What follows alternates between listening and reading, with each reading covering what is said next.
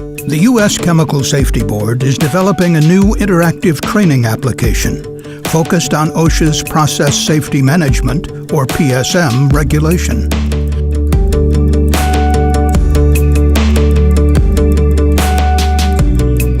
The training will cover the 14 elements of PSM, using the 2005 explosion at BP's Texas City refinery as a model. Look for it soon at csb.gov. March 23, 2005, the BP refinery in Texas City, Texas. Several units at the refinery had been shut down for lengthy maintenance projects, which required nearly 1,000 contractors to be on site, along with BP employees.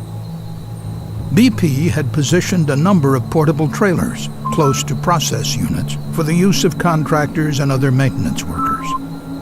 Over a period of months, BP had located 10 trailers for workers servicing the Ultra Cracker unit, including a double-wide wood-frame trailer that contained 11 offices and was regularly used for meetings. Though these trailers were located near the isomerization unit, the occupants were not warned the ISOM unit was about to start up, a potentially hazardous operation. At 2:15 a.m. on March 23rd, overnight operators began introducing flammable liquid hydrocarbons, known as raffinate, into a 170-foot-tall raffinate splitter tower used to distill and separate gasoline components. Near the base of the tower, there was a single instrument that measured how much liquid was inside. It transmitted this information to both a satellite control room and a central control room located away from the ISOM unit. But this level indicator was not designed to measure liquid above the 9-foot mark. During normal operation, the tower was only supposed to contain about 6½ feet of liquid. But during startups, operators routinely deviated from written procedures and filled the tower above the 9-foot mark, concerned that if the liquid level fluctuated too low, it would cause costly damage to the furnace. At 3:09 a.m., as the liquid neared the 8-foot mark, a high-level alarm activated and sounded in the control rooms. But a second high-level alarm, slightly further up the tower, failed to go off. By 3:30 a.m., the level indicator showed that liquid had filled the bottom 9 feet of the tower and the feed was stopped. The CSB later estimated that the liquid was in fact at a height of 13 feet. But operators could not know the actual level because the indicator only measured up to 9 feet. The lead operator had been overseeing the startup from a satellite control room within the ISOM unit. At 5 a.m., he briefly updated the night board operator in the central control room about the startup activities. The lead operator then left the refinery early, an hour before the end of the shift. A new board operator arrived in the control room around 6 a.m. to start his 30th day in a row working a 12-hour shift. He spoke briefly with the departing night shift operator and then read the logbook to prepare for the startup. But the logbook did not clearly indicate how much liquid was already in the tower and equipment, and it left no instructions on routing of the liquid feed and products when the startup resumed. Instead, the control board operator only found a one-line logbook entry that said ISOM brought in some RAF to unit to pack RAF with. At 7:15 a.m., the day shift supervisor arrived. Because he was more than an hour late, he received no formal briefing from personnel on the night shift about conditions in the ISOM unit. At 9:51 a.m., operators resumed the startup. They began recirculating the liquid feed and adding more liquid to the already overfilled tower. As new feed was added, startup procedures called for regulating the liquid level in the tower using the automatic level control valve. But the board operator and others had received conflicting instructions on routing the product.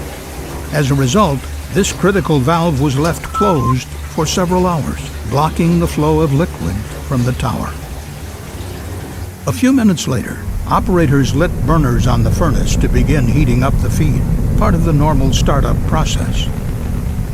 While the startup was underway, the day supervisor left the refinery on short notice, just before 11 a.m., to attend to a family medical emergency. Contrary to BP's own procedures, no experienced supervisor was assigned to replace him. This left a single control board operator, now without a qualified supervisor, to run 3 refinery units, including the ISOM unit, which needed close attention. The refinery had eliminated a second board operator position following corporate budget cuts in 1999 after BP acquired Amoco. As the startup continued, the tower steadily filled with liquid, reaching a height of 98 feet shortly before noon, more than 15 times the normal level. But the improperly calibrated level indicator told operators in the control room that the liquid was at 8.4 feet and gradually falling. Furthermore, the control panel was not configured to clearly warn operators of the growing danger. It did not display flows into and out of the tower on the same screen, nor did it calculate the total liquid in the tower. Meanwhile, the maintenance contractors, who were not involved in the operation of the ISOM unit, left their work trailers to attend a company lunch, celebrating a month without a lost time injury. At 12:41 p.m., an alarm activated as the rising liquid compressed the gases remaining in the top of the tower. Unable to understand the source of the high pressure, operators opened a manual chain valve to vent gases to the unit's emergency relief system, a 1950s-era blowdown drum that vented vapor directly into the atmosphere. Operators also turned off 2 burners in the furnace to lower the temperature inside the tower, believing this would reduce the pressure. Nobody knew the tower was dangerously full.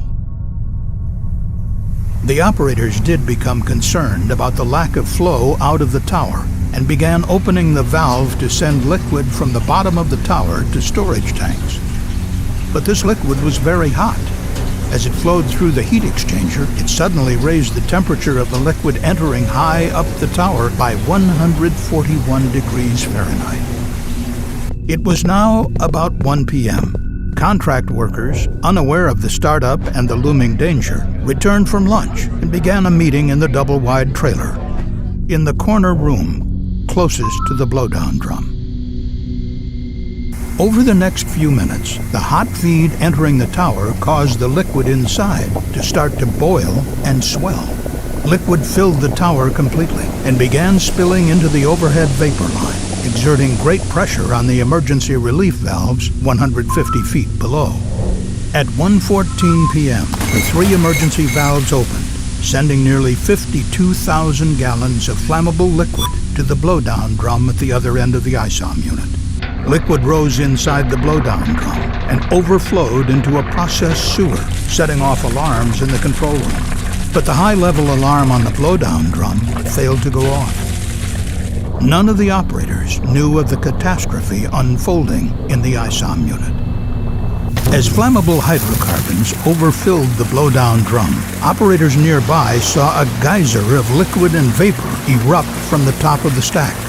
The equivalent of nearly a tanker truck full of hot gasoline fell to the ground and began forming a huge flammable vapor cloud. The vapor cloud expanded in just 90 seconds, engulfing the unit and the nearby trailers full of workers.